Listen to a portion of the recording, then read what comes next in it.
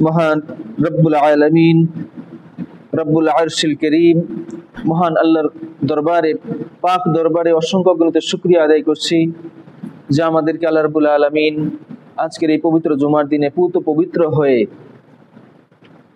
পৃথিবীর সর্বশ্রেষ্ঠ স্থান মসজিদে আসার সুযোগ করে দিয়েছেন। আমাদের সমস্ত ব্যস্ততা থেকে মুক্ত করে আমাদেরকে আল্লাহর জিকিরের উদ্দেশ্যে এখানে একত্রিত হওয়ার তৌফিক দান করেছেন। এই জন্য তার কালিমাতুশ শুকর আদায় করি, আলহামদুলিল্লাহ। আল্লাহ রাব্বুল আলামিন কুরআনুল কারীম ইরশাদ করেছেন, আউযু বিল্লাহি মিনাশ শাইতানির রাজীম, বিসমিল্লাহির রহমানির রহিম, ওমা খালাকতুল জিন্না ওয়াল ইনসা ইল্লা লিয়াবুদুন।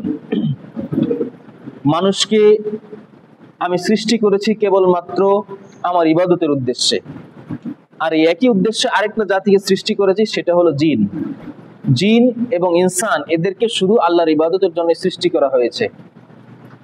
তো এই ইবাদতের উদ্দেশ্যে সব থেকে বড় ইবাদত, একজন মানুষ ঈমান আনার পরে সব থেকে বড় ইবাদত, সব থেকে বড় দাসত্ব, সেটার নাম হলো নামাজ। সব থেকে বড় জিকির। আল্লাহ রাব্বুল আলামিন বলেছেন, আকিমিস সালাতা লিযিকরি, তোমরা আমার স্মরণের জন্য নামাজ আদায় করো। কারণ দুনিয়ার অন্যান্য ইবাদতের মধ্যে আমরা অন্য মনস্ক থাকি, কিন্তু নামাজের মধ্যে অন্য মনস্ক থাকার সুযোগ নেই। এই পুরো সময়টাই আমরা আল্লাহর উদ্দেশ্যে, আল্লাহর দিকে ধ্যানমগ্ন থাকি। এই জন্য নামাজকে বলা হয়েছে সব থেকে বড় জিকির। তো এই যে নামাজের উদ্দেশ্যে, পবিত্র জুমার নামাজের উদ্দেশ্যে আমাদেরকে আল্লাহ একত্রিত হওয়ার এখানে সুযোগ করে দিয়েছেন, সুস্থ সবল রেখেছেন। গত জুমার পরে আবার এই জুমা পর্যন্ত আমাদের হায়াতকে বৃদ্ধি করে দিয়েছেন। এই জন্য তার কালিমাতুশ শুকর আবার আদায় করছি, আলহামদুলিল্লাহ। আরো শুকরিয়া আদায় করছি এই জন্য যে আল্লাহর হাবিব সাল্লাল্লাহু আলাইহি ওয়াসাল্লাম বলেছেন, এক জুমার আদায় করার পরে পরবর্তী জুমা যদি কেউ আদায় করে, মাঝখানে সমস্ত সগীরা গুনার খাতা আল্লাহ মাফ করে দেন। এমন একটা সুযোগ আল্লাহ রাব্বুল আলামিন আমাদেরকে দান করেছেন। এই জন্য তার আবার কালিমাতুশ শুকর আদায় করছি, আলহামদুলিল্লাহ। আজকে যে বিষয়টি নিয়ে আলোচনা করব সেটা হলো আমানতদারিতা। একজন মুসলমানের জীবনে আল্লাহর হাবিব সাল্লাল্লাহু আলাইহি ওয়াসাল্লাম বলেছেন, ইউতবাউল মুমিনু আলাল খিলালি কুল্লিহা ইল্লাল খিয়ানাতা ওয়াল কিযবা। একজন মানুষ, একজন মুমিন, প্রকৃতির অভ্যাস, সমস্ত অভ্যাসই তার থাকতে পারে। যদিও সে মুমিন, প্রকৃতির ইতিবাচক নেতিবাচক ভালো খারাপ সমস্ত গুণ, সমস্ত অভ্যাসই তার থাকতে পারে, কিন্তু দুইটা জিনিস কোনো মুমিনের থাকতে পারে না। একটা হলো খেয়ানত করা, আমানতের খেয়ানত করা, ধোঁকা দেওয়া, প্রতারণা করা, আর আরেকটা হলো মিথ্যা। তার মানে সমস্ত পাপ কাজই যে কোনো মুমিন করে ফেলতে পারে, কিন্তু কোন মুমিনের মধ্যে ধোঁকা দেওয়া, প্রতারণা করা, মিথ্যা বলা, এই দুইটা দোষ কখনোই থাকতে পারে না, কোন মুমিনের থাকতেই পারে না। তো এটা কত গুরুত্বপূর্ণ একজন মুমিনের জন্য। আমানতদারিতা তার জীবনের সমস্ত আমলের মধ্যে সব থেকে গুরুত্বপূর্ণ। এই আমানতটা দুইটা ভাগে বিভক্ত। একটা হলো আল্লাহর আমানতদারিতা, আল্লাহর যে দায় দায়িত্ব আমাদের উপরে আছে, এইটা একটা আমানতদারিতা। আরেকটা হচ্ছে আমাদের আশেপাশে যে মাখলুকাত আছে, আল্লাহর সৃষ্টি আছে, এদের সাথে আমাদের আমানতদারিতা। আমানত শব্দের অর্থ হলো নিরাপত্তা, আশ্রয়, বিশ্বস্ততা, যেটাকে ইংরেজিতে বলে ট্রাস্ট, ফেইথফুলনেস, সিকিউরিটি, শেল্টার, আশ্রয় দেওয়া। আমরা কখনো বিপদে বলে ঝড় তুফান আসলে আশ্রয় কেন্দ্রে যাই না, যেটা কি বলে সাইক্লোন শেল্টার।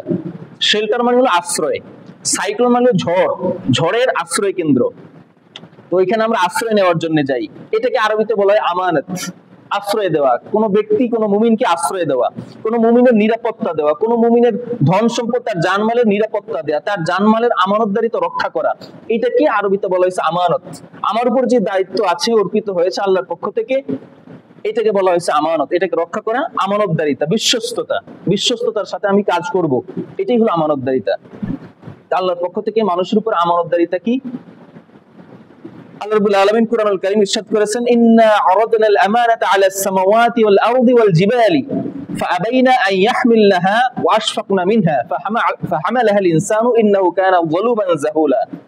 আল্লাহ বলেছেন, আমি আসমান, জমিন এবং পাহাড়ের উপরে আমার আমানত পেশ করলাম যে তোমরা আমার আমানতটা গ্রহণ করো, আমার এই দায়িত্বটা গ্রহণ করো। তারা সেটা অস্বীকার করছে। ফাআবাইনা আন ইয়াহমিলনাহা, আসমান, জমিন এবং পাহাড় পর্বতগুলা, পৃথিবীতে আমরা যে সমস্ত জিনিসগুলা দেখি, এর মধ্যে সবথেকে বড় যে জিনিসটা দেখি, যেটা কোনো সীমা পরিসীমা নেই, সেটা হলো আকাশ। এরপরে যেটা আমরা দেখি সেটা হলো পৃথিবী। এরপরে পৃথিবীর মধ্যে সব থেকে বড় শক্তিশালী যে জিনিসটা দেখি সেটা হলো পাহাড়। তো আল্লাহ তিনটা উপমা দিয়েছেন যে সব থেকে শক্তিশালী, সব থেকে বৃহৎ দেহের অধিকারী এমন তিনটা জিনিসকে আমি আমার আমানত প্রদান করতে চাইলাম, ফাআবাইনা আন ইয়াহমিলাহা, তারা এই আমানত গ্রহণে অস্বীকার করছে। অস্বীকার করা মানে কি? তারা বেয়াদবি করে অস্বীকার করে নাই। এরপরে ইনশাআল্লাহ বলছেন আশফাকনা মিনহা, তারা এটাতে ভয় প্রকম্পিত হয়েছে। ফাআবাইনা আন ইয়াহমিলনাহা ওয়া আশফাকনা মিনহা, তারা এটা এই আমানত গ্রহণ করার সাহস পায় নাই, তারা ভয় পাইছে যে আল্লাহ এই আমানত গ্রহণ করে আমরা এই বিপদ, এই আমানত রক্ষা করতে পারবো না, আমাদের দ্বারা ভুল ত্রুটি হয়ে যাবে, আপনার আমানতের খিয়ানত হয়ে যাবে, এটা আমরা রক্ষা করতে পারবো না। ফাহামালাহাল ইনসান, এটাকে মানুষ গ্রহণ করে নিল। ইন্নাহু কানা যালুমান জাহুলা, আল্লাহ বলছেন মানুষ কত অত্যাচারী, মানুষ কত অবলা, মানুষ কত মূর্খ, তাদেরকে বলার সাথে সাথে তারা এটা গ্রহণ করে নিয়েছে। আসমান অস্বীকার করলো, জমিন পৃথিবী অস্বীকার করলো, পাহাড় পর্বতগুলো অস্বীকার করলো, কিন্তু মানুষকে যখনই বলা হলো তোমাদের উপরে এই আমানত দিতে চাচ্ছি, সাথে সাথে মানুষেরা গ্রহণ করলো। আল্লাহ বলছেন মানুষ কেমন অত্যাচারী, মানুষ কেমন বোকা, নির্বোধ। জাহিল মানে কি? নির্বোধ, যার কোনো জ্ঞান নেই, একে বলা হয় জাহিল। ইন্নাহু কানা যালুমান জাহুলা, মানুষ কেমন নির্বোধ, মানুষ কেমন অত্যাচারী, যে নিজের প্রতি নিজে অত্যাচার করলে আমানত সে রক্ষা করতে পারবে না, এরপর এটা গ্রহণ করে নিল। মানে কি? নিজের উপরে চাপায় নিল এই দায়িত্ব, নিজেকে অত্যাচার করলো। জাহুলা, আর এটা সে মূর্খতার কারণে করেছে। যাক, আল্লাহ কিন্তু খুশি হয়েছেন যে মানুষ এটা গ্রহণ করেছে সাহস করে। এটা দেখে আমরা আমাদের কোন সন্তান, আমাদের কোন ছোট ভাই, আমাদের কোন জুনিয়র যখন কোন দায়িত্ব দেই, কেউ গ্রহণ করতে চায় না, যখন সে দায়িত্ব গ্রহণ করে দুর্বল হওয়ার পরও তখন আমরা তাকে বোকা মনে করলে খুশি হই যে না, সে সাহস করে কাজটা করতে আগাইছে। কাজটা করতে না পারলেও তার সাহস দেখে আমরা খুশি হই না, যে কেউ দায়িত্ব নিতে চাইলো না, কেউ আমাকে সহযোগিতা করলো না, এ পারবে না, এরপর আগে আসছে, এই জন্য আমরা খুশি হই। আল্লাহ রাব্বুল আলামিন মানুষের উপর খুশি হয়েছেন যে সে পারবে না, তারপরেও আল্লাহর আদেশ, আল্লাহর অনুরোধ সে রক্ষা করলো। এই আমানত কি? এই আমানতটা আসলে কি? যে আল্লাহ আমানত দিতে চাইলেন, এই আমানতটা কি? এটা তাফসিরে অধিকাংশ মুফাসসিরিন কেরাম বলছেন এটা হলো আল্লাহ, ইসলাম, এটা হলো ঈমান, এটা হলো আল্লাহর কুরআনুল কারীম, এটা হলো আল্লাহর আদেশ, এটা হলো আল্লাহর নিষেধ, এটা হলো আল্লাহর কুরআনুল কারীম, এটা হলো রাসূলের সুন্নাত। অর্থাৎ আল্লাহর যে হুকুম হাকামগুলো আছে এগুলাকেই এক কথায় বলা হয়েছে আমানত। বুঝা গেল? এটা পৃথিবী, আসমান, জমিন কেউ গ্রহণ করতে চায় না, মানুষ গ্রহণ করে নিয়েছে। এই প্রথম আমানত হলো আল্লাহর আমানত রক্ষা করা, ঠিক মতো নামাজগুলো আদায় করা, আল্লাহ যতগুলো আল্লাহ আমাদের উপর ফরজ করেছেন হুকুম আহকাম, এগুলাকে যথাযথভাবেই পালন করা, রাসূলের সুন্নাহ অনুসরণ করে। এটা যদি আমরা করি তাহলে আমরা আল্লাহর আমানত রক্ষা করলাম, আর যদি আমরা এটা ঠিক মতো না করি তাহলে আল্লাহর আমানতের খিয়ানত করলাম। আল্লাহর হাবিব সাল্লাল্লাহু আলাইহি ওয়াসাল্লাম বলেছেন কোন মুমিন খেয়ানত কখনো করতে পারে না, এটা প্রতারণা। এটা আমি গ্রহণ করে নিচ্ছি, আল্লাহর পক্ষ থেকে সায় দিয়ে গ্রহণ করে নিচ্ছি আমার নিজের ইচ্ছায়। এখন আপনি বলবেন আমি তো ইচ্ছা করে গ্রহণ করি নাই, রূহের জগতে কথা আপনি ভুলে গেছেন, কিন্তু সেখানে গ্রহণ করে নিয়েছেন। আল্লাহ রাব্বুল আলামিন বলেন আলাস্তু বিরাব্বিকুম, আমি কি তোমাদের রব নই? তখন আমাদের রূহটা সেই জগতে ছিল, আমাদের রূহ বলেছিল বালা, অবশ্যই। শুধু হ্যাঁ না, বলছে অবশ্যই, কেন নয়? আপনি তো আমাদের রব, আপনি যেহেতু আমাদের সৃষ্টি করেছেন, তো আপনি সেটা গ্রহণ করে নিয়েছেন। এখন আপনি যদি এটা বিপরীত করেন, আল্লাহর ইবাদত না করেন, তাহলে আপনি আল্লাহর আমানতের খিয়ানত করলেন। আল্লাহ চাইলে ক্ষমা করে দিতে পারেন, নাইলে চাইলে সারা জীবন জাহান্নামের আগুনে জ্বালাইতে পারেন। এই জন্য আসেন আল্লাহর যে আদেশ নিষেধ গুলা, এখন আমরা অনেকেই অনেক আদেশ নিষেধ হুকুম আহকাম জানি না, না জানলে জেনে নেব। একজন মানুষ না জানার কারণে সে একটা শাস্তি ভোগ করবে, আর আমল করতে না পারার কারণে আরেকটা শাস্তি ভোগ করবে। আর যে জানে কিন্তু আমল করলো না, সে জানার কারণে এই জানার শাস্তি থেকে মুক্তি পেয়ে গেল, কিন্তু যে আমল যদি না করে তাহলে আমলের জন্য শাস্তি পাবে। কিন্তু আমরা যদি আমলও না করি আর জানারও চেষ্টা না করি, তাহলে কেন আমরা জানলাম না এই জন্য একটা শাস্তি, আর কেন আমল করলাম না এটার জন্য আরেকটা শাস্তি ভোগ করতে হবে। এইরকম না যে আমি জানি না, আল্লাহ আমি তো এটা জানতাম না, এই কথা বললে আল্লাহর কাছ থেকে বাঁচা যাবে না। ওমা কুন্না মুআযযিবিনা হাত্তা নাবআসা রাসূলা, আল্লাহ রাব্বুল আলামিন বলেছেন আমি কোন জাতিকে আযাব দেই না যতক্ষণ না তাদের মধ্যে আমি রাসূল প্রেরণ করি। অর্থাৎ রাসূল প্রেরণ না করতে আমি তাদেরকে শাস্তি দেই না, কারণ তাহলে তারা বলবে আমাদের কাছে নবী রাসূল আসে নাই, আমাদেরকে সতর্ক করে নাই, আল্লাহ আপনি কেন আমাদেরকে শাস্তি দেন? এই জন্য আল্লাহ আগে নবী রাসূল পাঠাইছেন, আলেম ওলামা পাঠাইছেন, এরপরে শাস্তি দিবেন যে আলেম ওলামারা কথা বলছে, তোমরা কেন তাদের কথায় আমল করো নাই, তোমরা যে জিনিসটা জানো না সেটা কেন তাদের থেকে জেনে নাও নাই, এই জন্য শাস্তি ভোগ করতে হবে। আর দ্বিতীয় শাস্তি কেন, সেটা হলো আমল কেন করলাম না, এই জন্য ডাবল শাস্তি ভোগ করতে হবে। তো আল্লাহ যে আমানত গুলো আমাদের উপরে আছে, নামাজ, রোজা, হজ, তারপরে যে সমস্ত ফরজ ওয়াজিব ইবাদত গুলো আছে, যাকাত দেওয়া, কুরবানি ওয়াজিব হলে কুরবানি দেওয়া, প্রতিবেশীর হক আদায় করা, হালাল খাওয়া, হারাম থেকে নিজেকে বাঁচিয়ে রাখা, এইগুলো হলো আল্লাহর পক্ষ থেকে আমাদের জন্য আমানত। এই আমানতটা আমরা যেন রক্ষা করতে পারি, আল্লাহ যেন সেই তৌফিক আমাদের সকলকে দান করেন, সকলে বলি আমিন। দ্বিতীয় আমানত হলো আল্লাহর পক্ষ থেকে আমাদের জন্য একটা সুঠাম দেহ, সুন্দর অবয়বের শরীর। এটা হলো আল্লাহর দ্বিতীয় আমানত। আল্লাহ রাব্বুল আলামিন বলেছেন ওয়ালাকাদ খালাকনাল ইনসানা ফি আহসানি তাকওয়িম, আমি মানুষকে সর্বোত্তম সুন্দর অবয়ব দিয়ে সৃষ্টি করেছি। বলেন সুবহানাল্লাহ। আপনি দেখেন দুনিয়ার কোন প্রাণী, কোন সৃষ্টির সাথে একটা মানুষের তুলনা চলবে না, না দেহে, না চিন্তা ভাবনায়, না কথাবার্তায়, কোন দিক থেকে একটা মানুষের সাথে পৃথিবীর যে অসংখ্য মাখলুকাত আছে, সেটা হাতি বলেন, তিমি বলেন, সেটা পাখি বলেন, টিয়া পাখি বলেন, অসংখ্য প্রজাতির পাখি আছে, অসংখ্য প্রজাতির পাখি আছে, হাতি আছে, গরু আছে, ভেড়া বকরি আছে, এদের কোন সৃষ্টির সাথে মানুষের তুলনা করে আপনি কুল পাবেন না। একটা মানুষকে আল্লাহ সর্বোত্তম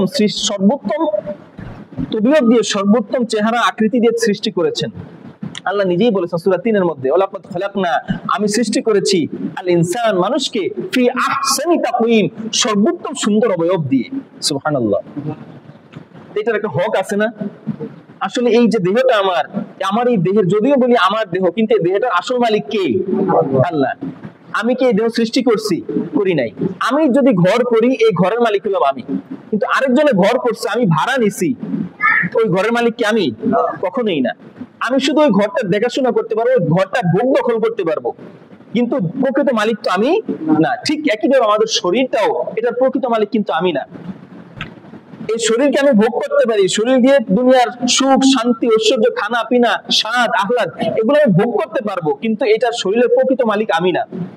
এই জন্য এই শরীরটা যে আল্লাহর পক্ষ থেকে, এই শরীরটা আমার জন্য একটা আমানত। এই শরীরের মধ্যে কোনো খারাপ জিনিস ঢোকানো যাবে না, এই শরীরকে ক্ষতিগ্রস্ত করা যাবে না, যে আমার দেহ আমি যা ইচ্ছা তাই করবো, এটা করার সুযোগ নাই। আল্লাহ রাব্বুল আলামিন বলছেন ওয়ালা তুলকু বিআইদিকুম ইলা তাহলুকাতি, তোমরা তোমাদেরকে নিজেদেরকে ধ্বংসের মধ্যে ফেলে দিও না, খবরদার। অর্থাৎ নিজেদের শরীরের, নিজেদের নফসের ক্ষতি করো না। এই দেহের মালিক হলো কে? আল্লাহ। সুতরাং আল্লাহ যেই পথে এই শরীরটাকে ব্যয় করতে বলছেন, যেভাবে চালাইতে বলছেন, সেভাবে চালাইতে হবে। আল্লাহ বলেছেন শরীরে হারাম ঢুকানো যাবে না, হারাম ঢুকিয়ে শরীরটাকে অপবিত্র করা যাবে না। হারাম খাবার গ্রহণ করার মাধ্যমে এই শরীরটাকে, এই শরীরের রক্তকে, শরীরের নফসকে অপবিত্র করা যাবে না।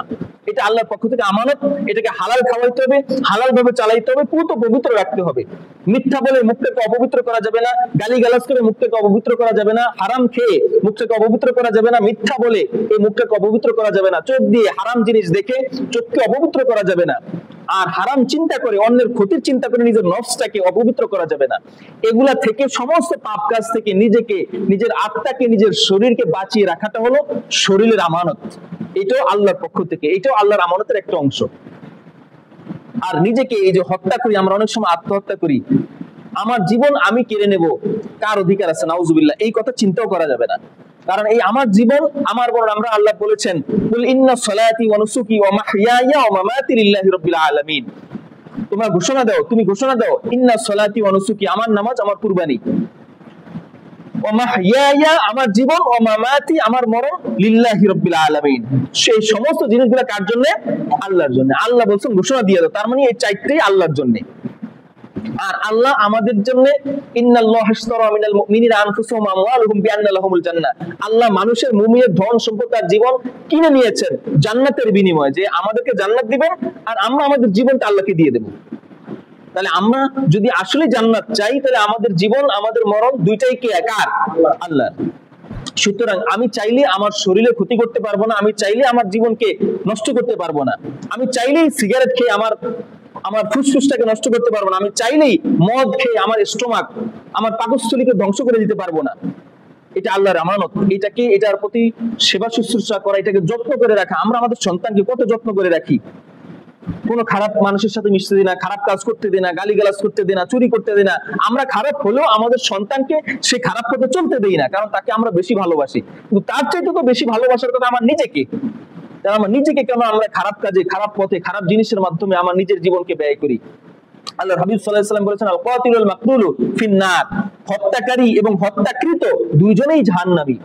একজন মানুষ যদি আত্মহত্যা করে, সে নিজেই হত্যা করলো, আবার নিজেই হত্যাকারী হয়ে গেল, আর নিজেই হত্যাকৃত হয়ে গেল, তাহলে সে জাহান্নামী, নিঃসন্দেহে সে জাহান্নামী। আর হাবিব সাল্লাল্লাহু আলাইহি ওয়াসাল্লাম বলেছেন দুইজন মানুষ সামনাসামনি হলো, দুইজন হাতে তরবারি আছে, দুইজনে মারামারি করার জন্য সামনাসামনি হয়েছে, এর মধ্যে যদি একজন হত্যা হয় সে তো জাহান্নামে যাবেই, আর যে হত্যা করলো সেও জাহান্নামে যাবে, যে হত্যা করলো সেও জাহান্নামে যাবে, যাকে হত্যা করা হলো সেও জাহান্নামে যাবে। তো সাহাবা ইকরাম জিজ্ঞেস করলেন, ইয়া রাসূলুল্লাহ, যে হত্যা করলো সে জাহান্নামে যাবে, এটা বুঝলাম, সে হত্যা করার কারণে জাহান্নামে যাবে, কিন্তু যে হত্যা হলো সে কেন জাহান্নামে যাবে? আল্লাহর হাবিব সাল্লাল্লাহু আলাইহি ওয়াসাল্লাম বললেন যে সেও তো হত্যা করার জন্যই আসছিল, কিন্তু সুযোগ পায়নি বলে সে নিহত হয়েছে, যদি সুযোগ পায় তো সেও হত্যা করত, এই জন্য দুজনে জাহান্নামী। একজন মানুষ যে আত্মহত্যা করে তার মধ্যে দুইটাই বৈশিষ্ট্য পাওয়া যায়, সে নিজেই হত্যাকারী আবার সে নিজেই হত্যা হলো, এই জন্য সে জাহান্নামী। তো এই যে শরীরটা, এটা আল্লাহর পক্ষ থেকে একটা বড় আমানত, এই শরীরটাকে যত্ন করে লালন পালন করতে হবে, হারাম থেকে বাঁচিয়ে রাখতে হবে, এবং শরীরে কোনো ক্ষতি করতে দেওয়া যাবে না, যে জিনিস খেলে আমার ক্ষতি হবে এই জিনিস থেকে বেঁচে থাকতে হবে, দ্বিতীয় আমানত। আর তৃতীয়ত মানুষের আমানত, পারস্পরিক, এটা দুইটা ভাগে ভাগ করেছি আমি, সেটা হলো এক নাম্বারটা হলো মানুষের কথাবার্তা, এটাকে ইংরেজিতে বলা হয় ইনফরমেশন, কম্পিউটারের ভাষা বলা হয় ডাটা। বর্তমান যুগে তথ্য, ইনফরমেশন একজন মানুষের জীবনের সবথেকে বড় গুরুত্বপূর্ণ জিনিস। কেন বলতেছি এটা একটা উদাহরণ দিই। আমাদের বিকাশ আছে না, আমাদের একটা পরিচিত উদাহরণ দিই, বিকাশ আছে, নগদ আছে, ব্যাংকের অ্যাকাউন্ট, এটা একটু সিকিউরিটি আছে, কিন্তু বিকাশ নগদ এটা আমাদের সবসময় হাতে থাকে, ফোনে থাকে। এখন আপনার ছেলে বিদেশ থেকে 5 লক্ষ টাকা আপনার ফোনে পাঠাইছে, এখন এই টাকা তুলতে কি লাগবে বলতে পারেন? একটা পিনকোড আছে, যে পিনকোডটা আপনি ছাড়া কেউ জানেন না। যখন বিকাশের এজেন্টে এই আপনাকে বিকাশটা খুলে দিচ্ছে তখন একটা পিনকোড দিছে, 4 সংখ্যার অথবা 5 সংখ্যার একটা পিনকোড দিছে, এটা কেবল ইনফরমেশন, তথ্য। এই তথ্যটা আপনি ছাড়া আর কাউকে জানানো যাবে না। মাঝে মাঝে দেখবেন অ্যাডভার্টাইজ দেয় বিকাশের ইয়াতে, টিভিতে বা মোবাইলে, যে বিকাশের এই পিনকোড কাউকে শেয়ার করা যাবে না, ওটিপি কাউকে শেয়ার করা যাবে না। কারণ কি? এটা হলো সব থেকে গুরুত্বপূর্ণ তথ্য। এই তথ্যটা যদি আপনার থেকে কেউ জেনে যায় তাহলে আপনার বিকাশের 5 লক্ষ টাকার 1 লক্ষ টাকাও 1 টাকাও আপনার হাতে থাকবে না, সব নিয়ে যাবে। মাঝে মাঝে ফোন দিয়া, উল্টাপাল্টা জায়গা থেকে ফোন দিয়া বলে যে আপনার বিকাশের সমস্যা হয়েছে, আমি সমাধান করে দেবো, আপনার মোবাইলে একটা ওটিপি গেছে, একটা কোড গেছে, কোডটা আমাকে দেন। এই যে কোড, এটা হলো একটা তথ্য, এটাকে বলা হয় ইনফরমেশন, কম্পিউটারের ভাষায় এটাকে বলা হয় ডাটা, তথ্য। এই তথ্যটা পৃথিবীতে এখন সব থেকে গুরুত্বপূর্ণ। আরেকটা উদাহরণ দিই, এই তথ্য আরেকজন হাতে চলে যাওয়া মানে আপনার একেবারে সব শেষ হয়ে গেল। এরপর আপনার মোবাইলে আপনার পারিবারিক ছবি থাকে, আপনার স্ত্রীর ছবি থাকে, আপনার মেয়ের ছবি থাকে, এই ছবিগুলা নিয়ে, এই ছবিগুলো একটু তথ্য। এখন কেউ যদি আপনার ফোন হ্যাক করতে পারে, আপনার ফোনটাকে চুরি করে নিয়ে যায়, তাহলে আপনার এই যে ছবিগুলা, পারিবারিক ছবিগুলো, এগুলা নিয়ে এখন বর্তমানে এআই প্রযুক্তি বের হইছে, এই প্রযুক্তি দিয়া আপনার চেহারার কাইটটা অন্য একটা চেহারায়, অন্য একটা শরীরে লাগাই দিতে পারে। আপনার পরিবারের, আপনার মেয়ের, আপনার স্ত্রীর ছবিগুলা নিয়ে আসে এই খারাপ কাজে ব্যবহার করলো, একটা খারাপ চরিত্রের মহিলার শরীরের সাথে আপনার এই ছবিটা লাগিয়ে দিয়ে আপনাকে ব্ল্যাকমেইল করলো যে তুমি আমাকে এত টাকা দাও, না হলে তোমার এই ছবি আমি মানুষের সামনে দেখাই দিব, তোমার স্ত্রীর, তোমার ওয়াইফের স্পর্শকাতর ছবিগুলো আমি মানুষকে দেখাই দেব। এই যে আপনার তথ্যগুলো ফাঁস হয়ে গেল, এটার কারণে অনেক সময় মানুষ আত্মহত্যা করে। এই যে অনেক সময় আমরা মেয়েরা দেখি যে তার ফ্ল্যাটে, অনেক ছাত্রীরা তার ফ্ল্যাটে আত্মহত্যা করে, নদীতে ঝাঁপ দিয়ে মারা যায়। কারণ কি? কারণ তাকে ব্ল্যাকমেইল করা হয়েছে, তাকে বিভিন্ন তার অশ্লীল ছবি গোপনে নিয়ে তাকে ব্ল্যাকমেইল করা হয়েছে, তারপরে সে নিজের সম্মান বাঁচানোর জন্য আত্মহত্যা করছে। তাহলে বুঝতে পারছেন, ধন সম্পদ, টাকা পয়সার চাইতে তথ্যটা মানুষের জীবনে সব থেকে গুরুত্বপূর্ণ। আরেকটা উদাহরণ দিই, এই যে ইরানের কিছুদিন আগে ইরান আর ইসরায়েল যুদ্ধ হলো, ইরানের 7 জন বিজ্ঞানী, আমাদের দেশে তো বিজ্ঞানের কোনো দাম নাই, এই জন্য আমাদের দেশে বিজ্ঞানী জন্মেও না, আর বিজ্ঞানের কোনো মূল্যায়নও করা হয় না। কিন্তু ইরান, আমেরিকা, রাশিয়া, চীন, এরা আমাদের দেশে যারা মেধাবী ছাত্র আছে এদেরকে ভাড়া করে নিয়ে যায়, নিয়ে তাদের কাজে লাগায়, বিভিন্ন রাসায়নিক জিনিস, বিভিন্ন বোমা, বিভিন্ন অস্ত্র, ভারী ভারী জিনিস তৈরি করে। আমাদের দেশে ভারী ভারী অস্ত্র নাই, ভারী ভারী কোনো রাসায়নিক নাই, পরমাণু বোমা নাই। কেন? কারণ আমাদের দেশে বিজ্ঞানী নাই, আমাদের দেশে বিজ্ঞানীদের কোনো মূল্যায়নও করা হয় না। আমাদের দেশে ঘুষ বাণিজ্য, চুরির বাণিজ্য এগুলাই চলে। তো যার ফলে আমাদের দেশের মেধাবী ছাত্র যারা, এদেরকে তারা ভাড়া করে নিয়ে যায়। এরকম ইরানের 7 জন অত্যন্ত গুরুত্বপূর্ণ ইম্পর্টেন্ট বিজ্ঞানী, সায়েন্টিস্ট, এদেরকে হত্যা করা হয়েছে তাদের ঘরের মধ্যে।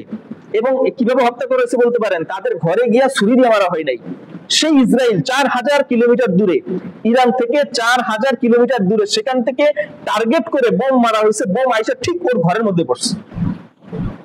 কল্পনা করতে পারেন?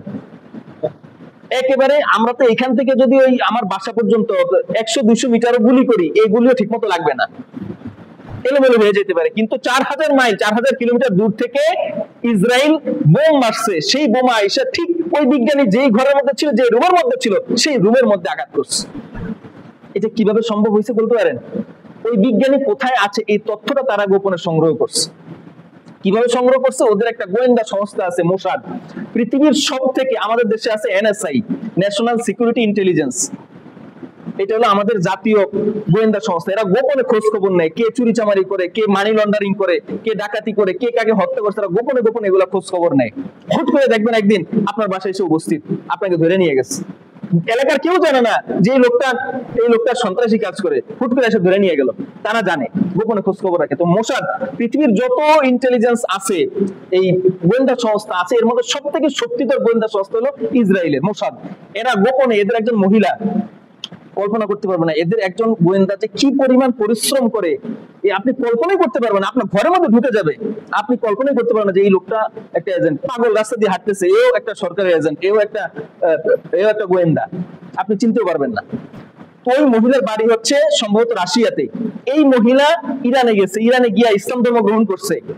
গ্রহণ করার পরে ওদের আবার শিয়া মতবাদ, এই শিয়া মতবাদ গ্রহণ করছে। গ্রহণ করার পরে ওই দেশে এই শিয়া ধর্মীয় বিষয়ের উপরে বিভিন্ন পত্রিকায় লেখালেখি করছে। এই লেখালেখি করতে করতে সে এত মেধাবী ছিল, এই লেখালেখি দেখে ইরানের সর্বোচ্চ নেতা আয়াতুল্লাহ আলী খমেনি তাকে ইনভাইট করে নিয়ে গেছেন তার একান্ত রুমে, যেখানে কেউ যাইতে পারে না, খুব সিকিউরিটির মাধ্যমে রাখা হয় তাকে। সেখানে গিয়ে তার সাথে আলাপ আলোচনা করছেন রাষ্ট্রীয় বিভিন্ন বিষয়ে। শুধু তাই না, এটা পরবর্তীতে জানা গেছে আর কি, এই মহিলা ওই রাষ্ট্রের যে সমস্ত যে বিজ্ঞানী, যে সায়েন্টিস্টদেরকে মারা হলো, এদের পরিবারের সাথে তার যোগাযোগ ছিল, এদের স্ত্রীদের সাথে তার ওঠা বসা ছিল, লেনদেন ছিল, আচার ব্যবহার ছিল, তাদের বাসায় যাইতো নিয়মিত। কেউ বুঝতে পারে নাই, কল্পনাই করতে পারে নাই এই মহিলাটা একজন মোসাদের এজেন্ট, মোসাদের গোয়েন্দা। এই মহিলা সমস্ত তথ্য নেওয়ার পরে এই বিজ্ঞানীরা, এই 7 জন বিজ্ঞানী, কে কোথায় যায়, কখন খায়, কখন ঘুমায়, কয়টা, এদের তো আবার রুটিন মাফিক কাজ। আমরা যেমন যখন যা ইচ্ছা তাই করি, ইচ্ছা হলো খাই, ইচ্ছা হলো ঘুমাই, ইচ্ছা হলো দৌড়াই, ইচ্ছা হলো বাজারে গিয়ে বসে থাকি, এরকম তাদের জীবন না। সায়েন্টিস্টের জীবন, যারা ওইখানে স্কলার, তাদের জীবন একটা রুটিন মাফিক চলে। প্রত্যেক ঘন্টায়, প্রত্যেক মুহূর্তে তারা কখন কি কাজ করবে, ঠিক ওই অনুযায়ী তারা কাজ করেন। তো এই মহিলা তাদের তথ্যগুলো সংগ্রহ করছে, যে এই লোক কখন দুপুরে খানা খান, কখন ঘুমে থাকেন, কখন ঘরে থাকেন, কখন বাইরে যান, কখন তিনি গবেষণা কেন্দ্রে যান, কখন ঘরে ফেরত আসেন, কখন মসজিদে যান, এই সমস্ত তথ্যগুলা সে সংগ্রহ করে মোসাদকে দিয়ে দিছে, ইসরায়েলকে। আর ইসরায়েল ওদের ওই নির্দিষ্ট সময়ে কারা কোথায় থাকে ওই তথ্যটা নিয়ে ওই নির্দিষ্ট জায়গায়, সেই অনুযায়ী তাদের বোমাকেও এখন একটা ইন্টেলিজেন্স দেওয়া হয়েছে। বোমাটাকে যদি আপনি লোকেশন জায়গা ফিট করে দেন, যে মধ্য জয়নগরের অমুক জায়গার অমুক ঘরে অমুক ব্যক্তির অমুক রুমের উপরে তুমি পড়বা, ঠিক সেই জায়গায় গিয়ে বোমাটা পতিত হয়। এটাকে যে গুগল ম্যাপ আছে না, মোবাইলে গুগল ম্যাপ আছে, আমরা অনেক সময় পথ হারাই ফেললে খুঁজি, ঢাকা গিয়ে আমি মাঝে মধ্যে খুঁজি যে ঢাকার সব লোকেশন তো আমি চিনি না, যে লোকেশনে যাইতে হলে কোন কোন রাস্তায় যাইতে হবে। তা আমি যেখানে আছি এখান থেকে সোজা একটা রাস্তা দেখায় দেয় নীল রঙে, যে অমুক অমুক জায়গা দিয়ে অমুক অমুক গলি দিয়ে অমুক জায়গায় যাইতে হবে। তো ঠিক ওই বোমাগুলাকে এইরকম গুগল ম্যাপ দিয়া দেখায় দেওয়া হয় যে তুমি এইভাবে গিয়া অমুক ঘরে অমুক লোকেশনে গিয়া পতিত হইবা। ঠিক ওই বোমাগুলো ওই 7 জন সায়েন্টিস্টের একই সময়ে ওই 6 জনের ঘরে গিয়া 7 জনের ঘরে গিয়া পতিত হয়েছে, 7 জন এক মুহূর্তে শেষ হয়ে গেছে। এইবার চিন্তা করেন তথ্য, এই যে তথ্যগুলা কত গুরুত্বপূর্ণ। আমরা তথ্য যাকে তাকে যে কোনো তথ্য দিয়া দেই, আমি অমুক জায়গায় আছি, অমুক কাজ করতেছি, অমুক জায়গায় আছি, এসব তথ্য সবাইকে দিতে হয় না।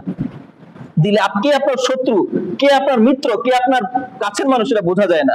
ওই যে মোসাদের ওই এজেন্ট মহিলাটা বর্তমানে রাশিয়া আছে, রাশিয়া যাওয়ার পরে এখন প্রকাশ হয়েছে যে আসলে সে ছিল একজন মোসাদের এজেন্ট, সে তথ্য পাচার করে এই 7 জন সায়েন্টিস্টকে হত্যা করলো। তাই দেখেন তথ্যটা মানুষের জীবনে কত গুরুত্বপূর্ণ। তো আল্লাহর হাবিব সাল্লাল্লাহু আলাইহি ওয়াসাল্লাম বলেছেন, মান সাতারা মুসলিমান সাতারাহুল্লাহু ফিদ দুনিয়া ওয়াল আখিরা। আল্লাহর হাবিব সাল্লাল্লাহু আলাইহি ওয়াসাল্লাম বলেছেন, কোন মানুষ কোন মুসলমানের তথ্য যদি গোপন রাখে, দুনিয়াতে তার কোন একটা জিনিস, কোন একটা তথ্য আপনাকে বলেছে যে ভাই এই তথ্যটা তোমাকে বলছি, আপনাকে খুব ভালোবেসে, আপনাকে ভালো বন্ধু মনে করে আপনাকে সে গোপন কথাটা বলছে, আপনি এই কথাটাকে সমস্ত এলাকায় বলে বেড়াইলেন, আমি অমুকের এই টাকা দিয়ে সহযোগিতা করছি, আমি অমুকের এই উপকার করছি, আমি অমুকের এই কাজ করছি, অমুকে এই কাজ করতেছে, অমুকে এই ঘটনা ঘটছে, এই সমস্ত কথাগুলো আপনি সমাজে বলে বেড়াইলেন। আল্লাহ হাবিব সাল্লাল্লাহু আলাইহি ওয়াসাল্লাম বলছেন, যদি কোনো মুমিন কোনো মুসলমানের তথ্য গোপন রাখে, কোনো অপরাধকে গোপন রাখে, আল্লাহ রাব্বুল আলামিন ওই লোকের দুনিয়ার অপরাধও গোপন রাখবেন, আখিরাতেও তার অপরাধকে গোপন রাখবেন। তবে এরকম অপরাধ না, যেমন একজন মুসলমান আপনারে বলছে আজকে একটা অমুকের ঘরে চুরি করব, আপনি এটা আমানতদারিতা রক্ষা করলেন যে এটা কাউরে বললেন না, এইটা না। একজন মানুষ একটা ভুল করে বসছে, যেটা সমাজের মানুষ জানলে তা সে লজ্জিত হবে, এই কথাটা গোপন রাখতে হবে। সে তাওবা করছে, সে একটা পাপ কাজ করে ফেলছে, তাওবা করছে, এখন আপনাকে এই কথাটা বলছে, ভাই আমি অমুক অপরাধ করে ফেলছি, আপনি এই কথাটাকে মানুষকে বলে বেড়ালেন না, এটা না। তবে যদি কেউ কাউকে হত্যা করার ষড়যন্ত্র করে, আপনাকে বলছে কালকে আমি অমুককে হত্যা করব, কালকে আমি অমুকের জায়গায় রাত্রে ঘর তুলে তার জায়গা দখল করব, এরকম কোন কথা যদি আপনাকে বলে, তাহলে সেটা প্রকাশ করে দিবেন, এটা আপনার উপর ওয়াজিব। কিন্তু কারো কোনো অপরাধের কথা, ভুল ত্রুটি করে ফেলছে, এটার কথা আপনি সমাজে বলবেন না। আপনি যদি এই কাজ করেন, গোপন রাখেন, তাহলে আল্লাহ রাব্বুল আলামিন আপনার ভুল ত্রুটি গুলোকেও দুনিয়াতে গোপন রাখবেন, আর আখিরাতেও সবার সামনে আপনাকে প্রকাশ্যে আনবেন না, আপনার ভুল ত্রুটিগুলো গোপন রাখবেন। এই জন্য এটাও একটা আমানত। বর্তমান সময়ে মানুষের গোপন কথা, মানুষের কথাবার্তা, মানুষের তথ্য, এগুলো আপনার কাছে বড় আমানত, এগুলোকে রক্ষা করবেন। আপনি আপনার নিজের আমানত, ওই যে আপনার বিকাশের নগদের পাসওয়ার্ডটাকে যেভাবে আপনি রক্ষা করেন, কাউকে দেন না, ঠিক অন্যের কথাগুলোকে আপনি এভাবে রক্ষা করবেন। আল্লাহ আমাদের তৌফিক দান করবেন, আমিন। আর চতুর্থ আমানত মানুষের সাথে সংশ্লিষ্ট, সেটা হলো মানুষের যে ধন সম্পদ, মানুষের টাকা পয়সা, মানুষের দলিল পত্র। আপনি সন্তান, আপনি পরিবারের বড় ছেলে, আপনার কাছে সাধারণত পরিবারের বড় ছেলেরাই একটু বুদ্ধিমান হয় বা তারাই একটু তাড়াতাড়ি ম্যাচিউর হয়, এই জন্য বাবা মারা তাদের ধন সম্পদ, তাদের দলিল পত্রগুলো বড় ছেলের হাতে দিয়ে যায়, কারণ সে বুঝে, দলিল পত্র বুঝে, সে বুঝে এটাকে দখল করে খাইতে পারবে, তার ছোট ভাই বোনদেরকে বুঝাই দিতে পারবে, এই জন্য তার কাছে এটা আমানত হিসেবে রেখে যায়। বাবা মা চলে যাওয়ার পরে আমি বড় সন্তান হলাম, হয়ে এই সমস্ত সম্পদ, দলিল পত্রগুলো গোপন রেখে আমি সমস্ত সম্পদ দখল করে খাইলাম, আপনি আমানতের মারাত্মক খিয়ানত করলেন। এটার জন্য আল্লাহর কাছে কঠিন জবাবদিহি করতে হবে। এমনকি আল্লাহর হাবিব সাল্লাল্লাহু আলাইহি ওয়াসাল্লাম বলেছেন, যে ব্যক্তি কোন ব্যক্তির এক হাত জমিও দখল করে খাইলো, ওই জমিটাকে 7 গুণ বৃদ্ধি করে আখিরাতে তার কাঁধে চাপায় দেওয়া হবে। নাউযুবিল্লাহি মিন যালিক। অত্যন্ত ভয়াবহ শাস্তি। দুনিয়ার সামান্য 2-4 টাকা, 2-1 হাত জমির লোভে আখিরাতের এই শাস্তি গ্রহণ করবেন না, খবরদার, খবরদার। এই আমানত রক্ষা করে। আল্লাহর হাবিব সাল্লাল্লাহু আলাইহি ওয়াসাল্লাম যখন মদিনা হিজরত করেন, কাফিররা তাকে যদিও অবিশ্বাস করত, মানে অবিশ্বাস করতে বলতে তাকে রাসূল হিসেবে গ্রহণ করে নাই, কিন্তু তাকে বিশ্বাস করত, তিনি যে নবী এই কথা বিশ্বাস করত, কিন্তু তাকে, তার উপর ঈমান আনে নাই, তাইলে তাদের নেতৃত্ব ছেড়ে দিতে হবে এই ভয়ে। আল্লাহর হাবিব সাল্লাল্লাহু আলাইহি ওয়াসাল্লামকে যখন হত্যা করার ষড়যন্ত্র কাফিররা করলো, তখন আল্লাহর হাবিব সাল্লাল্লাহু আলাইহি ওয়াসাল্লাম নিজের জীবন বাঁচানোর জন্য না, ইসলামকে রক্ষা করার জন্য আল্লাহর আদেশ মতো তিনি মক্কা ছেড়ে প্রায় 250 মাইল দূর মদিনায় চলে গেছেন রাতের আধারে। এখন তিনি যে চলে যাবেন, মক্কার অনেক কাফির মুশরিকের ধন সম্পদ তার কাছে আমানত হিসেবে রাখা ছিল। যারা তাকে হত্যা করতে চাইছে, তাদের ধন সম্পদ আল্লাহর রাসূলের কাছে তারা আমানত হিসেবে দিয়ে রাখছিল। এখন রাসূল সাল্লাল্লাহু আলাইহি ওয়াসাল্লাম তিনি চিন্তা করলেন, আমি তো চলে যাব মদিনায়, এই সম্পদগুলা কি হবে, এগুলা কে দেবে, কিভাবে তারা পাবে? এই জন্য তিনি আলী রাদিয়াল্লাহু তাআলা আনহুকে বললেন, তুমি আজকে রাত্রে আমার ঘরে, আমার বিছানায় থাকবে, আর কালকে সকালে এই সম্পদগুলোকে তুমি মানুষের মধ্যে বন্টন করে দিবে। পরবর্তী একটা সময় আলী রাদিয়াল্লাহু আনহুকে জিজ্ঞেস করা হয়েছিল, আলী, তুমি যে আল্লাহর হাবিবের ঘরে ছিলা, মুহাম্মদকে মনে করে তোমাকে তো হত্যা করা হইতো, তোমার কি এই ভয় ছিল না? বুঝতে পারছেন? মুহাম্মদ সাল্লাল্লাহু আলাইহি ওয়াসাল্লাম তো চলে গেছেন, মুহাম্মদ সাল্লাল্লাহু আলাইহি ওয়াসাল্লাম বিছানায় আলী ছিলেন, তো রাতের অন্ধকারে কাফিররা যখন ঢুকবে, তারা কি দেখবে এখানে আলী না রাসূল শুয়ে আছেন? তারা তো তাকে হত্যা করবে। তো মানুষ জিজ্ঞেস করলো, তোমার কি এই ভয় ছিল না যে তোমাকে হত্যা করবে? আলী রাদিয়াল্লাহু আনহু বললেন যে আল্লাহর হাবিব সাল্লাল্লাহু আলাইহি ওয়াসাল্লাম আমাকে একটা কথা বলছেন, এই কথাটা দ্বারা আমি বুঝতে পারছি যে আমি সকাল পর্যন্ত জীবিত থাকবো, আমাকে তারা হত্যা করতে পারবে না। কারণ আল্লাহর হাবিব সাল্লাল্লাহু আলাইহি ওয়াসাল্লাম বলেছেন, তুমি সকাল যখন হবে তখন আমার এই আমানতগুলোকে মানুষের মধ্যে পৌঁছে দিবা। তার মানে কি, আমি সকাল পর্যন্ত জীবিত থাকবো। কারণ আল্লাহর হাবিব সাল্লাল্লাহু আলাইহি ওয়াসাল্লাম কখনো মিথ্যা কথা বলেন না, তিনি যেটা বলেন সেটাই হয়। আমার সেই বিশ্বাস ছিল সকাল পর্যন্ত আমি জীবিত থাকবো, এই বিশ্বাস আমার ছিল। তো তাকে আল্লাহর হাবিব বুঝাই দিয়ে গেলেন যে সকাল যখন হবে আমার এই আমানতগুলোকে মানুষের কাছে পৌঁছায় দিবা। রাসূল সাল্লাল্লাহু আলাইহি ওয়াসাল্লাম নিজের জীবন মৃত্যু যেখানে প্রতিপন্ন, তাকে হত্যা করার জন্য মানুষ ওত পেতে আছে, তিনি পালায়ে চলে যাচ্ছেন, সেই অবস্থাতেও তিনি আমানতের কথা তার মাথা থেকে তিনি ভুলে যান নাই, তিনি সেটাকে মনে করে আলীর দায়িত্ব দিয়ে গিয়েছেন। শুধু তাই না, আমানতের অসংখ্য ঘটনা আছে। আমরা আমাদের পরিবারের আমানত, আমাদের সমাজের আমানত, ব্যক্তিগত আমানত, এই সমস্ত আমানত রক্ষা করব। আর যার দায়িত্ব যত বেশি, আমরা প্রত্যেককে আমানতদার। আমার পরিবারের পর্দা, আমার পরিবারের হালাল খাওয়া, আমার পরিবারের ভরণ পোষণ, এগুলো আমার জন্য আমানত। ঠিক একইভাবে একটা ওয়ার্ডের যিনি দায়িত্ব আছেন মেম্বার, একটা ইউনিয়নের যিনি দায়িত্ব আছেন ইউনিয়ন চেয়ারম্যান, একটা উপজেলার যিনি দায়িত্ব আছেন চেয়ারম্যান, ভাইস চেয়ারম্যান উপজেলা, তারপরে জেলা পরিষদের চেয়ারম্যান, ডিসি, এসপি, এরা প্রত্যেকেই দায়িত্বশীল। যার দায়িত্ব যত বেশি তার জবাবদিহিতাও তত বেশি। হযরত আলী রাদিয়াল্লাহু তাআলা আনহু ইসলামের চতুর্থ খলিফা, তিনি একদিন গভীর রাতে, দিনের বেলা রাষ্ট্রের কাজ শেষ করতে পারেন না, তো উনি রাতের বেলা মোমবাতি জ্বালায়া হিসাব নিকাশ করতে বসছেন রাষ্ট্রের কাজে। দুইজন সাহাবী তার কাছে আসছেন রাদিয়াল্লাহু তাআলা আনহুমা আজমাইন। একজন হলো হযরত তালহা, আরেকজন হলো জুবাইর রাদিয়াল্লাহু তাআলা আনহুমা। এই দুইজন ছিলেন আলী রাদিয়াল্লাহু তাআলা আনহুর অত্যন্ত কাছের দুইজন সাহাবী এবং অত্যন্ত রাসূলেরও অত্যন্ত জলিলুল কদর সাহাবী। তো রাতের বেলা আলী রাদিয়াল্লাহু তাআলা যখন হিসাব নিকাশ করতেছেন, এই দুইজন সাহাবী আলীর ঘরে ঢোকার সাথে সাথেই আলী রাদিয়াল্লাহু তাআলা তার মোমবাতিটা নিভিয়ে দিয়েছেন। আপনি যদি কারো বাসায় যান আর সে যদি ঘরের লাইট বন্ধ করে দেয়, দরজা বন্ধ করে দেয়, তাহলে আপনি কি মনে করবেন? যে আমার এসে পছন্দ করে না মনে হয়, আমার মনে তারাই দিতে চায়। তো এই দুইজন সাহাবী জিজ্ঞেস, মানে তাদের মনে কৌতূহল জাগলো, আমরা ঢোকার সাথে সাথে আলী রাদিয়াল্লাহু তাআলা মোমবাতি বন্ধ করে দিলেন, এরপরে অন্য একটা মোমবাতি নিয়ে সেটা জ্বালিয়ে দিলেন। তখন তারা কৌতূহল বশত কিউরিওসিটি থেকে জিজ্ঞেস করলেন, হে আলী আমিরুল মুমিনিন, আমরা আসার সাথে সাথে আপনি কেন মোমবাতিটা বন্ধ করে দিলেন, নিভাই দিলেন কেন? তখন আলী রাদিয়াল্লাহু তাআলা বললেন, দেখো তোমরা আসছো আমার কাছে ব্যক্তিগত কাজের জন্য, আমি সেটা জানি, আমি বুঝতে পারছি। আমি এতক্ষণ যে কাজটা করতেছিলাম এটা ছিল রাষ্ট্রীয় কাজ, আর যে মোমবাতি জ্বালিয়ে আমি কাজ করছিলাম এটা ছিল রাষ্ট্রের টাকায় কেনা মোমবাতি। আমি রাষ্ট্রের টাকায় কেনা মোমবাতি জ্বালিয়ে তোমাদের সাথে ব্যক্তিগত কথা বলতে পারি না, এটার দ্বারা রাষ্ট্রের হক নষ্ট হবে, এই জন্য আমি এটা বন্ধ করে দিয়ে আমার ব্যক্তিগত মোমবাতিটা আমি জ্বালিয়ে দিচ্ছি। এটা হলো রাষ্ট্রীয় আমানত। আর আমরা তো এখন কার কোথায় কি আছে এগুলা নিতে পারলে যেন শান্তি। কার কাছে সুপারি আছে, কার কাছে নারিকেল আছে, কার কাছে বাইল করে রয়েছে, এইটুকুই ক্ষুদ্র জিনিসগুলা না হলেও কিন্তু আমাদের চলে না, খুব সুন্দর করে চলে যায়। কিন্তু তারপরও আমাদের ওই যে ফ্রি পাওয়া, আরেকজনের কাছে হাত দেওয়া শয়তানের ওয়াসওয়াসার কারণে এটা একটা লোভ হয়ে দাঁড়াইছে, আমাদের অভ্যাস হয়ে দাঁড়াইছে। আমরা এই অপরাধ থেকে বেঁচে থাকার চেষ্টা করব, বলেন আল্লাহ রাব্বুল আলামিন যেন তৌফিক দান করেন, আমিন।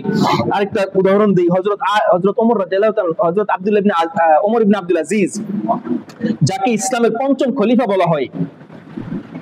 ইসলামের চারজন খলিফা, খোলাফায়ে রাশিদ, শপথপ্রাপ্ত খলিফা, প্রেসিডেন্ট ছিলেন। এরপরে আর কোনো এত নেককার প্রেসিডেন্ট দুনিয়ার জগতে আসে নাই, কিন্তু একজন আসছেন, তিনি হলেন ওমর ইবনে আব্দুল আজিজ। এনাকে বলা হয় পঞ্চম খলিফা, কারণ তিনি যেভাবে এসে রাষ্ট্র চালাইছেন, ঠিক আবু বকর, ওমর, উসমান, আলী রাদিয়াল্লাহু তাআলা আনহু আজমাইন তাদের মতো করে রাষ্ট্র চালাইছেন। তারা যেভাবে ন্যায়ের পথে, সৎ পথে রাষ্ট্র পরিচালনা করছেন, ঠিক এইভাবে ন্যায়ের উপরে অটল অবিচল থেকে তিনি রাষ্ট্র পরিচালনা করছেন। এই জন্য তাকে বলা হয় পঞ্চম খলিফা অথবা দ্বিতীয় ওমর। উনি একবার তার ছোট্ট একটা শিশু সন্তানকে নিয়ে গেছেন বাইতুল মালে। বাইতুল মাল হলো রাষ্ট্রের যে সম্পদ আছে, এই সম্পদগুলো এসে বাইতুল মালে জমা হয়, এখান থেকে রাষ্ট্রের বিভিন্ন সেক্টরে এগুলা বন্টন করা হয়। তো এখানে যাকাতের সম্পদ হিসাবে অনেক আপেল আসছে, সুন্দর সুন্দর ফল, আপেল, আঙ্গুর, কমলা। তো এর মধ্যে ওমর ইবনে আব্দুল আজিজ প্রেসিডেন্ট, তার ছেলে সহ তিনি ঘুরতে গেছেন বাইতুল মাল পরিদর্শনের জন্য, যে কি পরিমাণ সম্পদ রাষ্ট্রে জমা হলো এটা দেখার জন্য। তো ওনার শিশু ছেলে যাওয়ার পরে একটা সুন্দর একটা আপেল, একদম পাকা টকটকে লাল আপেল, ওটার দিকে তাকিয়ে আছে। এখন ওই যে বাইতুল মালের যে দারওয়ান, উনি এই জিনিসটা খেয়াল করছেন যে প্রেসিডেন্টের ছেলে ওই আপেলটা পছন্দ করছে। তো তিনি ওমর ইবনে আব্দুল আজিজ ঘুরতে ঘুরতে ঘুরতে ঘুরতে যখন বাইরে চলে আসলেন, ওই দারওয়ান ওই আপেলটা নিয়ে ওমর ইবনে আব্দুল আজিজের ছেলের হাতে তুলে দিচ্ছে। প্রেসিডেন্টের ছেলে একটা আপেল পছন্দ হয়েছে, এটা না দিয়ে পারা যায়। আজকাল তো প্রেসিডেন্টের ছেলে কিছু না চাইতে আমরা কোটি কোটি টাকা তার হাতে দিয়ে দেই। আমার কোনো কাজ আনতে হবে, আমার কোনো টেন্ডার আনতে হবে, আমার কোনো জরুরি দরকার আছে, 1 কোটি টাকার কাজ পাইছি, 10 লক্ষ টাকা তার হাতে দিয়ে আসি, দিই না? আমরা না চাইতে দিয়ে দিই। আর ওই যে প্রেসিডেন্টের ছোট্ট একটা শিশু ছেলে, সেই ছেলে একটা আপেল, একটা মাত্র আপেল, খাবার জিনিস, ছোট্ট একটা আপেল, 20-30 টাকা দামের আপেল পছন্দ করছে, এটা তারে না দিই কিভাবে? ওই দারওয়ান প্রেসিডেন্টের অলক্ষ্যে তার হাতে আপেলটা তুলে দিচ্ছে। যখনই ওমর ইবনে আব্দুল আজিজ বাইতুল মাল থেকে বের হইলেন, পিছনে তাকিয়ে দেখলেন তার ছেলের হাতে একটা আপেল, জিজ্ঞেস করলেন তুমি এটা কোথায় পাইছো? তো বলছে দারোয়ান আঙ্কেল আমাকে বাইতুল মাল থেকে দিচ্ছেন। সাথে সাথে ওমর ইবনে আব্দুল আজিজ ওটা তার হাত থেকে কেড়ে নিয়ে বাইতুল মালে জমা করে দিচ্ছেন, আর দারোয়ানকে রাগারাগি করছেন, কঠিন ভাবে ধমকাইছেন, তোমাকে এই সাহস হলো কিভাবে, তুমি রাষ্ট্রীয় সম্পদ আমার ছেলের হাতে দাও, এটা তো রাষ্ট্রীয় সম্পদ, আমানত, তুমি একজন আমানতদার, এখানের আমানত, এই কি আমানত খেয়ানত তুমি করতে পারো না, ও আমার ছেলে বলেই মানুষের জনগণের সম্পদ তুমি আমার ছেলের হাতে তুলে দিতে পারো না। মারাত্মকভাবে ধমকাইছে। ধমকানোর ওই ছেলে তো ছোট্ট ছেলে, সে তো আমানত খেয়ানত বুঝে না, সে কান্না করতে করতে মায়ের কাছে চলে গেছে, ফাতেমার কাছে। তো ফাতেমা বাজার থেকে 1 কেজি নিজের টাকা দিয়ে 1 কেজি আপেল কিনে নিয়ে আসছে। ওমর ইবনে আব্দুল আজিজ যখন বাসায় আসলো, আসার পরে দেখতেছে ছেলে বসে বসে আপেল খাইতেছে। ওমর ইবনে আব্দুল আজিজ জিজ্ঞেস করছে এই আপেল পাইছে কোথায়? উনি মনে করছেন হয়তো পরবর্তীতে বাইতুল মাল থেকে নিয়ে আসা হয়েছে, এই জন্য জিজ্ঞেস করলেন আপেল পাইছে কোথায়। তখন ফাতেমা বলছে আপনি ওকে একটা আপেল ওকে দেওয়া হয়েছিল, সে আপেলটা আপনি কেড়ে নিয়েছেন, সে বাচ্চা এসে আমার কাছে কান্না করতেছে, আমি মা, ওর কান্না আমি সহ্য করতে পারি না। আমাদের বাচ্চা ছেলেরা যখন আমাদের কাছে কিছু চায় আমরা লজ্জিত হই, যদি দিতে না পারি আমার কষ্ট লাগে। আমার বাচ্চা একটা আপেল খাইতে চাইছে 1 কেজি, একটু জিলাপি খাইতে চাইছে, একটা মিষ্টি খাইতে চাইছে, আমরা যখন দিতে না পারি তখন আমার কাছে কষ্ট লাগে, হৃদয়ে কষ্ট লাগে। এটা আমি অনুভব করছি, কয়েকবার অনুভব করছি জীবনে। আমি সুসন্তান হইতে না পারি, কিন্তু একজন প্রত্যেকটা মানুষই, সে একজন সুসন্তান হইতে না পারলেও সে একজন সুপিতা, একজন ভালো পিতা। আপনি আপনার বাবা মার প্রতি খারাপ আচরণ করলে সন্তানের প্রতি খারাপ আচরণ করতে পারবেন না। আপনি যতই বাবা মার প্রতি খারাপ আচরণ করে থাকেন কিন্তু সন্তানের প্রতি এটা করতে পারবেন না, সে আপনার শরীরের অংশ। তো আমি সুসন্তান হইছি কি হইনি এটা আল্লাহ ভালো জানেন, কিন্তু সন্তানের প্রতি খারাপ আচরণ করতে পারি না। সন্তান কিছু চাইলে, এটা সবার ক্ষেত্রে, আমার ক্ষেত্রে না, শুধু প্রত্যেকটা মানুষের ক্ষেত্রেই সন্তানের প্রতি, সন্তান কিছু চাইছে এটা না দিলে হৃদয়ের রক্তকরণ হয়। ওমর ইবনে আব্দুল আজিজ চোখের পানি ছেড়ে দিচ্ছেন যে ফাতেমা তুমি তো কান্না করছো ছেলের কান্না দেখে, সন্তানের কান্না দেখে, আমি আপেল কেড়ে নিছি এর জন্য তুমি কান্না করছো, কিন্তু দুনিয়ার এই কষ্ট আখিরাতের কষ্টের তুলনায় কিছুই না। এই আপেলটার মালিক হলো জনগণ, আমি এই আপেলটা যদি আজকে আমার সন্তানকে দেই, তাকে খাইতে দেই, আখিরাতে এটার জন্য আল্লাহর কাছে আমাকে জবাবদিহি করতে হবে। আল্লাহর দরবারে এই জবাবদিহি যেই ভয়াবহতা, এটা দুনিয়ার এই কষ্টের তুলনায় অনেক বেশি, অনেক। তো আমি আখিরাতের তুলনায় দুনিয়াকে প্রাধান্য দিতে পারি না, আমার সন্তানকে প্রাধান্য দিতে পারি না। তিনি ওমর ইবনে আব্দুল আজিজ কান্না করতে করতে তার সন্তানকে বুকে জড়ায় নিচ্ছেন। প্রত্যেকটা পাই একটা মোমবাতি, 5 টাকার একটা মোমবাতি, একটা 20 টাকার আপেল, রাষ্ট্রীয় সম্পদ। আর আজকে যারা ক্ষমতায় যায় হাজার হাজার কোটি কোটি টাকা অবলীলায় খায়া ফেলায়, অথচ খোলাফায়ে রাশিদিন তাদের যুগে একটা আপেল, একটা মোমবাতি, 1 কেজি দুধ, এগুলার অনেক মূল্য ছিল। 1 কেজি চিনি, আধা কেজি চিনি, আরো এরকম অসংখ্য ঘটনা আছে সাহাবায়ে কেরাম রাদিয়াল্লাহু তাআলা আনহুম আজমাইনদের। হযরত ওমর, হযরত আবু বকর রাদিয়াল্লাহু তাআলা যখন ইসলামের প্রথম খলিফা, তার সন্তানরা তার কাছে আবদার করছে হালুয়া খাবে, হালুয়া খাওয়ার জন্য চিনি লাগে, ঘি লাগে, আটা লাগে। তো আবু বকরের স্ত্রী আবু বকর রাদিয়াল্লাহু তাআলা আনহুকে বলছেন ইয়া আমিরুল মুমিনিন, বাচ্চারা, শিশু বাচ্চারা হালুয়া খাইতে চায়। তখন আবু বকর বললেন আমি কি করতে পারি তাইলে? তো তার স্ত্রী বললেন যে আপনি শুধু চিনির ব্যবস্থা করেন, বাসায় ঘিও আছে, আটাও আছে। আবু বকর রাদিয়াল্লাহু তাআলা বলছেন ও না, প্রথমে কিছুই ছিল না, তখন তাকে বলছিলেন যে এটা ব্যবস্থা করেন, আটা, ঘি আর চিনির ব্যবস্থা করেন। তখন আবু বকর বলছেন প্রত্যেকে ব্যবস্থা করব, বলছে বাইতুল মাল থেকে নিয়ে আসেন। আবু বকর বললেন না, বাইতুল মালের সম্পদের মালিক আমি না, এটা জনগণের সম্পদ, ওইখানে আমি হাত দিতে পারবো না। এখন সন্তানদের আবদার বাবা এড়াই গেলেও মা এড়াইতে পারে না, এই জন্য আল্লাহ রাসূল মায়েদেরকে সন্তানের জন্য 3 বার বলছেন। একজন সাহাবী জিজ্ঞেস করছিল ইয়া রাসূলুল্লাহ আমার কাছে সৎ ব্যবহার পাওয়ার সবথেকে উত্তম অধিকারী কে?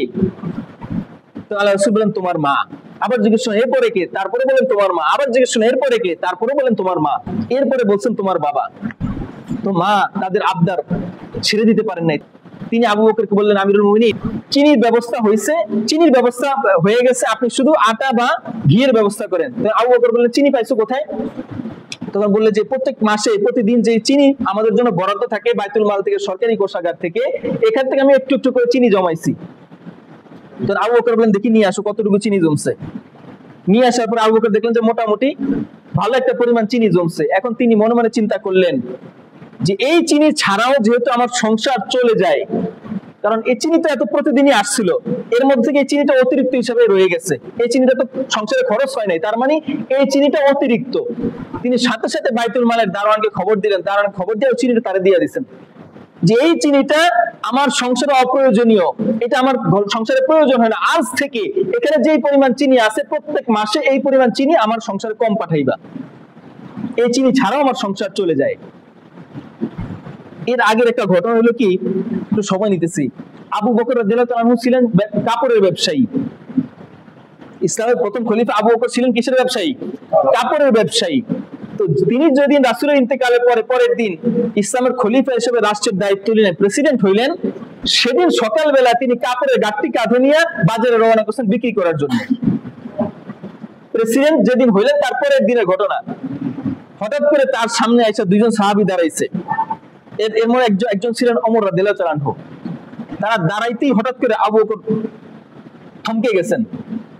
তখন ওমর রাদিয়াল্লাহু আনহু বলছেন, হে আমিরুল মুমিনিন, আপনি কাপড় বিক্রি করতে বাজারে রওনা হয়েছেন, অথচ আপনি এখন আমিরুল মুমিনিন, রাষ্ট্রের রাষ্ট্রপতি, আপনি কি কাপড় বিক্রি করলে চলবে? তখন আবু বকর বললেন, তাইলে আমার সংসার চলবে কিভাবে? আমি রাষ্ট্র চালাইলাম, সময় সেখানে ব্যয় করলাম, কাপড়ের ব্যবসা ছেড়ে দিলাম, কিন্তু আমার সংসার চালাইবে কে? আমার সংসার চলবে কিসের টাকায়? তারপরে কাপড়ের ব্যবসা বন্ধ করে দিলে আমার সংসারের সন্তানরা না খেয়ে মারা যাবে। রাষ্ট্রের যেমন দায়িত্ব আছে, আমার পরিবারেরও তো দায়িত্ব আছে। তখন ওমর রাদিয়াল্লাহু আনহু বলেন, আমিরুল মুমিনিন, আপনাকে তাহলে বাইতুল মাল থেকে আপনার একটা বেতনের সম্মানের ব্যবস্থা করব। তখন আবু বকর বলছেন, না, বাইতুল মাল আমার সম্পদ, এটা জনগণের সম্পদ। তখন ওমর রাদিয়াল্লাহু আনহু বলছেন যে বাইতুল মাল থেকে আমরা ব্যবস্থা করে দেব, আমরা যারা কমিটিতে আছি রাষ্ট্রের, আমরা ব্যবস্থা করে দেব আপনার জন্য, কারণ আপনি রাষ্ট্রের দেখাশোনা করবেন। একটা আয়াত আছে কুরআনুল কারীমে, লিল ফুকারাইল্লাযিনা উহসিরু ফি সাবিলিল্লাহ, যারা আল্লাহর রাস্তায় কাজ করতে গিয়া আটকে গেছে, পরিবার পরিজনকে চালানোর মতো সম্পদ উপার্জন করতে পারে না, তাদের জন্য সদকার টাকা দেওয়া জায়েজ, তাদের জন্য বাইতুল মালে টাকা দেওয়া তাদের জন্য জায়েজ। এই যে আমরা ইমামতি করি, নামাজ পড়ি, তাদের সম্মানই দেই না, কিন্তু নামাজ পড়ে টাকা সম্মানই নেওয়া কি জায়েজ আছে নাকি? নাই। কিন্তু 5 ওয়াক্ত একজন মানুষ 5 ওয়াক্ত নামাজ পড়তে হলে এখানে তাকে থাকা লাগবে 5 ওয়াক্ত, ঠিক মতো এখানে দেখভাল করতে হবে, ঠিক মতো আজান দিতে হবে, ঠিক মতো নামাজ পড়াইতে হবে। সে কি অন্য চাকরি করার সুযোগ পাবে? তাহলে তার পরিবার চালাইবে কে? এই জন্য এটা নেওয়া জায়েজ, ইমামতি করে এই সম্মানটা নেওয়া জায়েজ। ঠিক একই নিয়মে হযরত আবু বকরকে বাইতুল মাল থেকে একটা নির্দিষ্ট পরিমাণ প্রত্যেক মাসে সম্পদ দেওয়া হতো, যাতে তার পরিবার পরিজন চলতে পারে। এমনকি ইন্তেকালের সময় আবু বকর রাদিয়াল্লাহু আনহু যে পরিমাণ সম্পদ বাইতুল মাল থেকে বেতন হিসেবে পাইছেন, পরিবারকে ওসিয়ত করে গেছেন যে আমার সম্পদ বিক্রি করে ওই টাকাটাও পরিশোধ করে দিবা। সুবহানাল্লাহ বলবেন না? চিন্তা করতে পারেন। আল্লাহু আকবার। এই ছিল আমানতদারিতা। আল্লাহ রাব্বুল আলামিন আমাদের সকলকে আল্লাহর আমানত এবং তার মাখলুকাতের আমানত যথাযথভাবে পালন করার তৌফিক দান করুন। আমিন। ওয়া মা আসআলুকুম মিন আজরিন ইন আজরিয়া ইল্লা আলা রাব্বিল আলামিন।